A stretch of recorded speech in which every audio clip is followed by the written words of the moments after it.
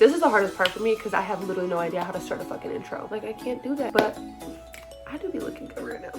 I do be looking kind of cute or whatever. How do I start this? Bro. Okay, let's just get right into it because I have no idea.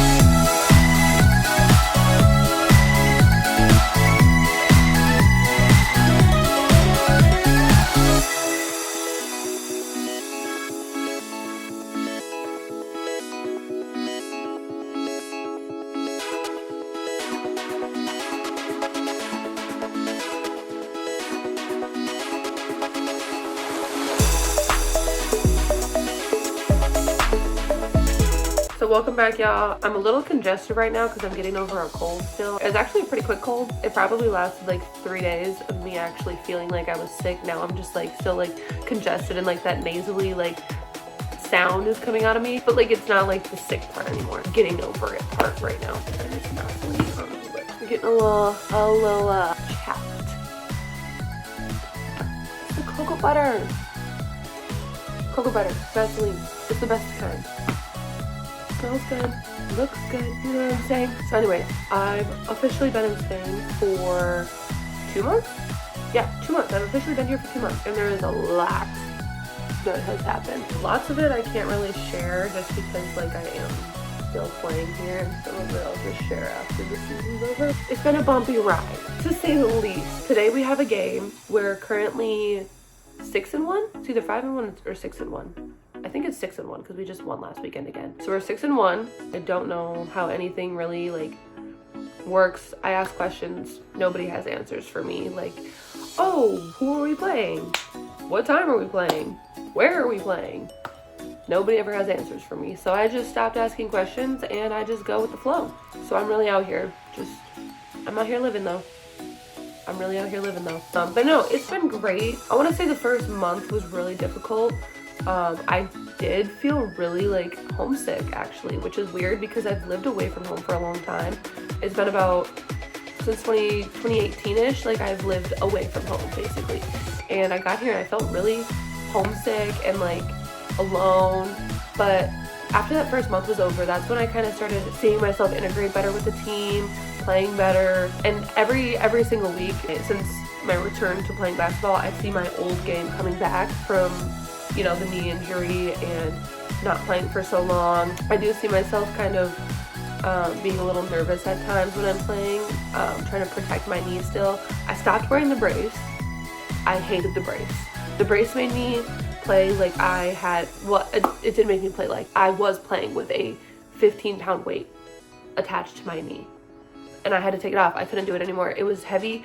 I was slow. I couldn't get up and down the floor as fast. I couldn't play defense as quick.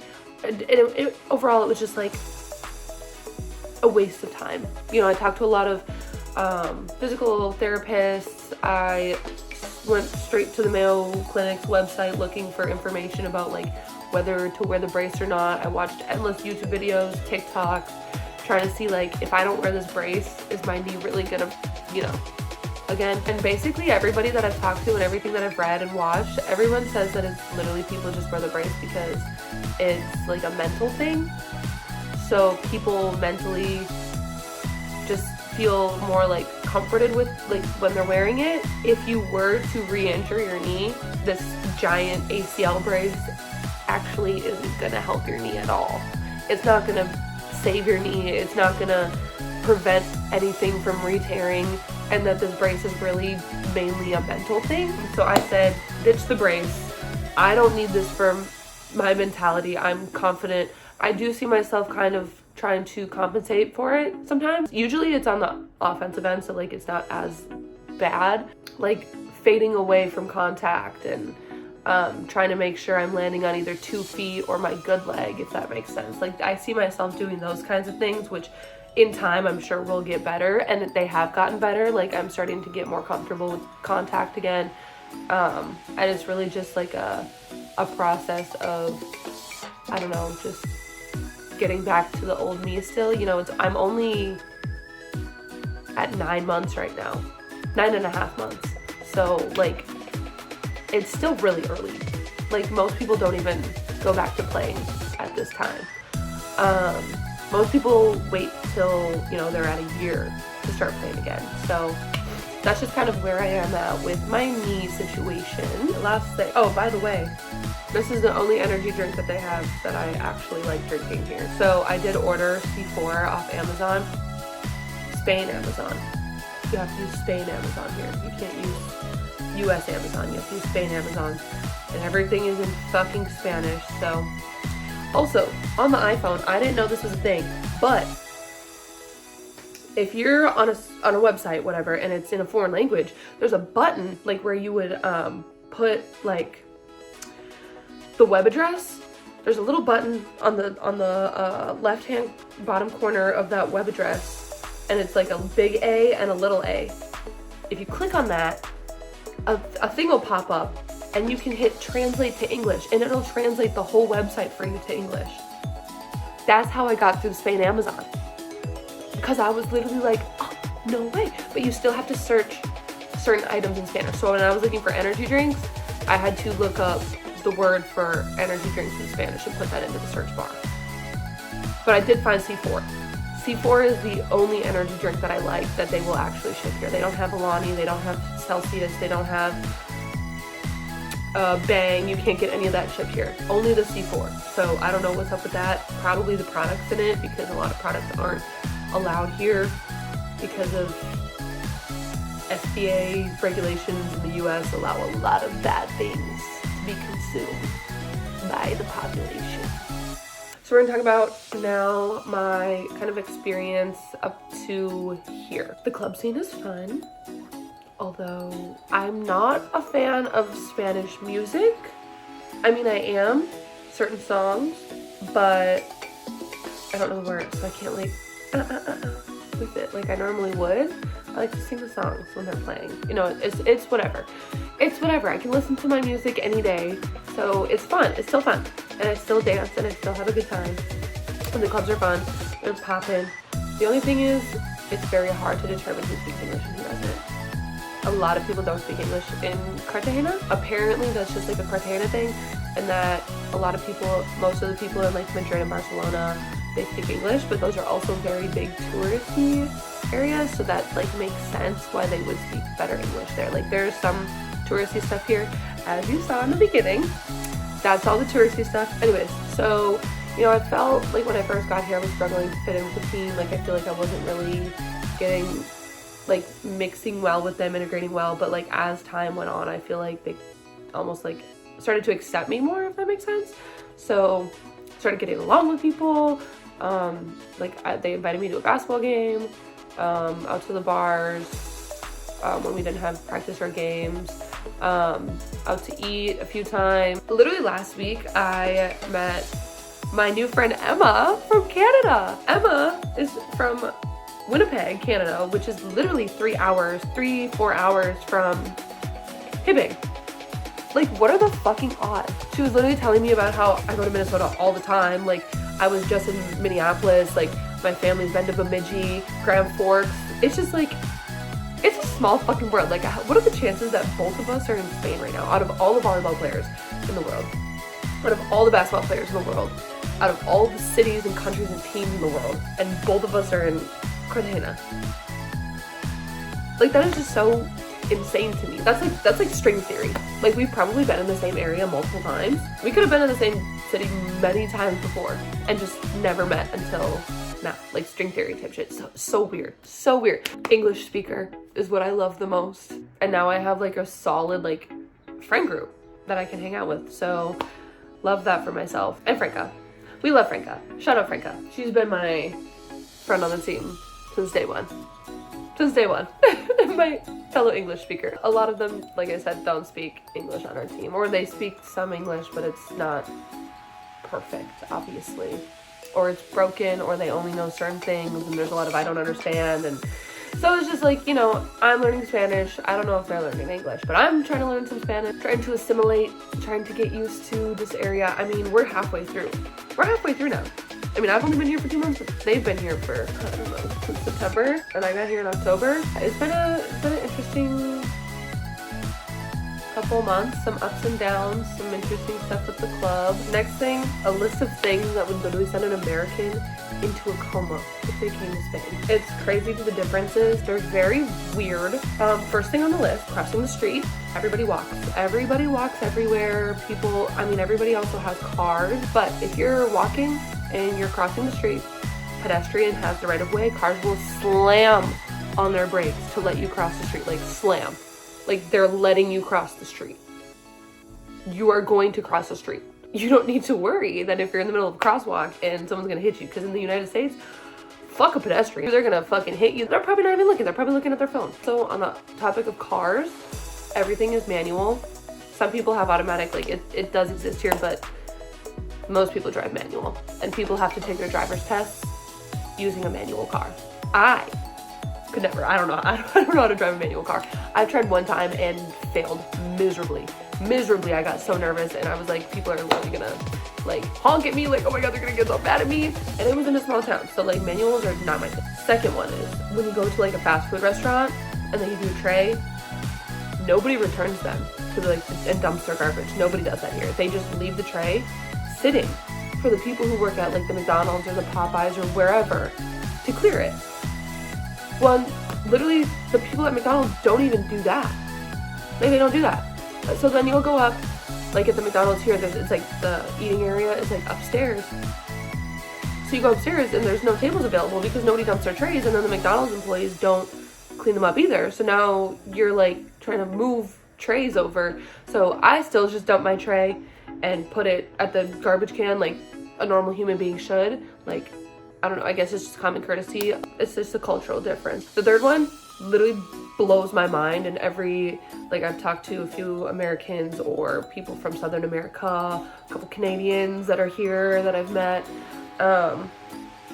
Siestas are taken so seriously here. Like, one thing about Spain, they're gonna take a siesta. They're gonna have a fucking nap in the middle of the day. It's so serious.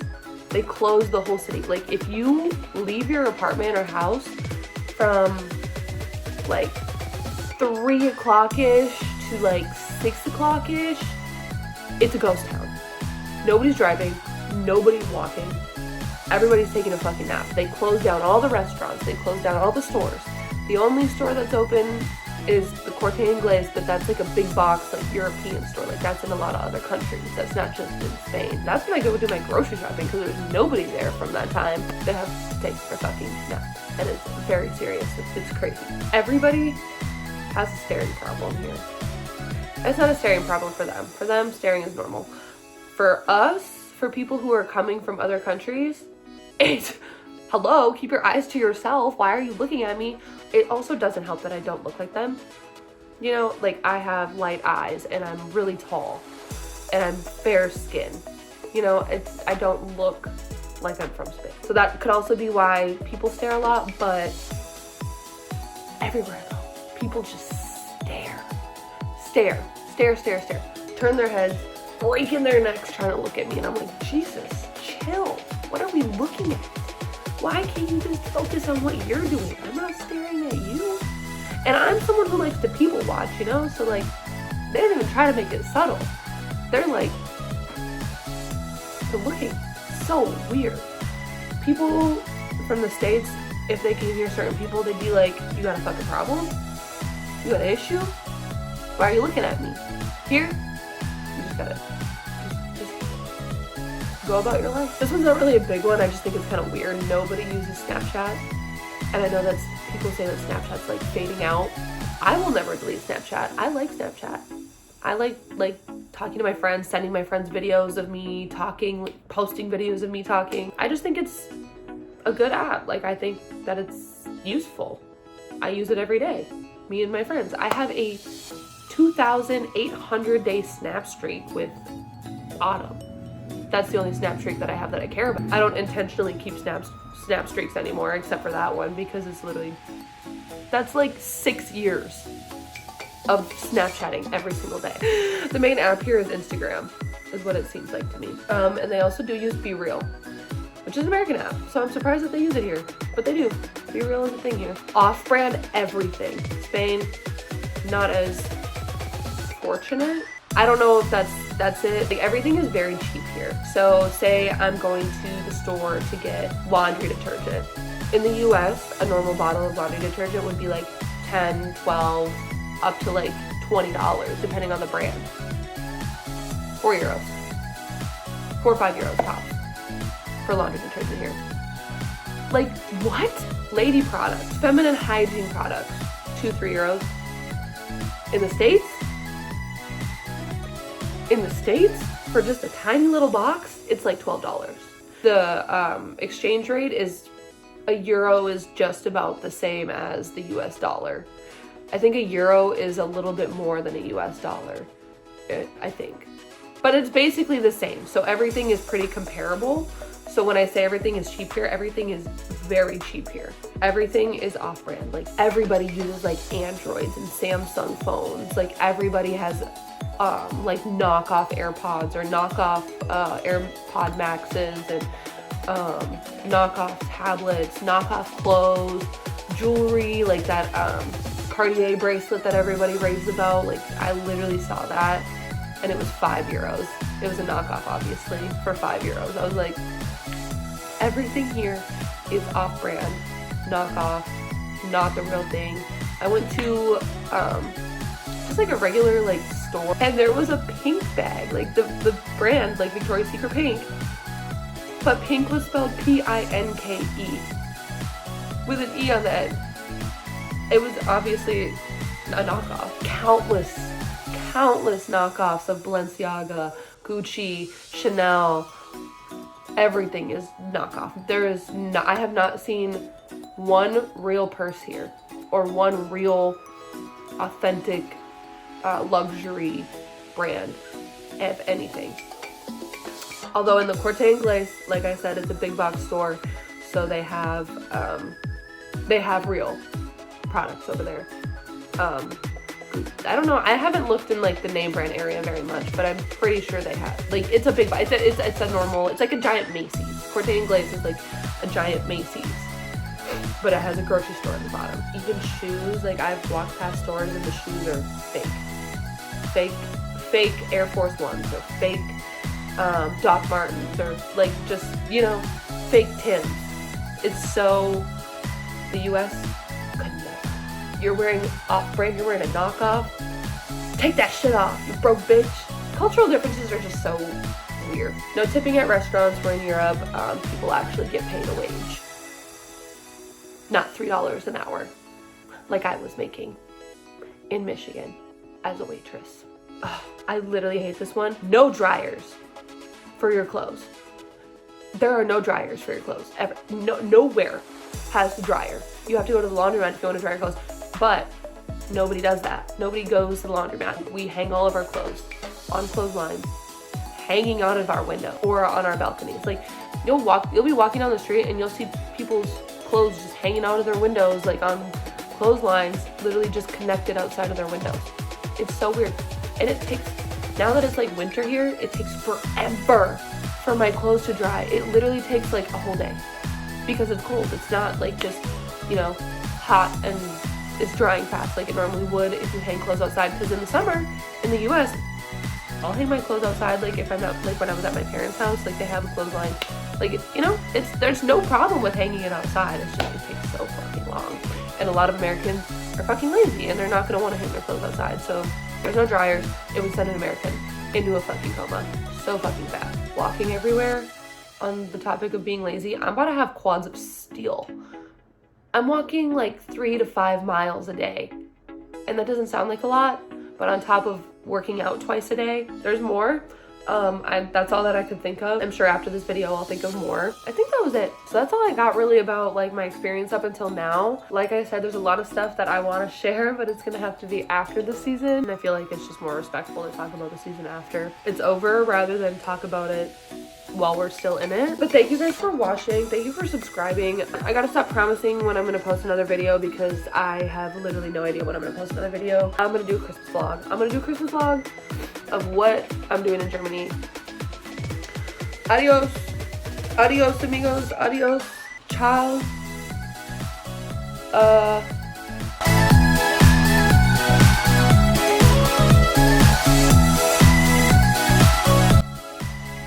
10 days, like 10 days, I think.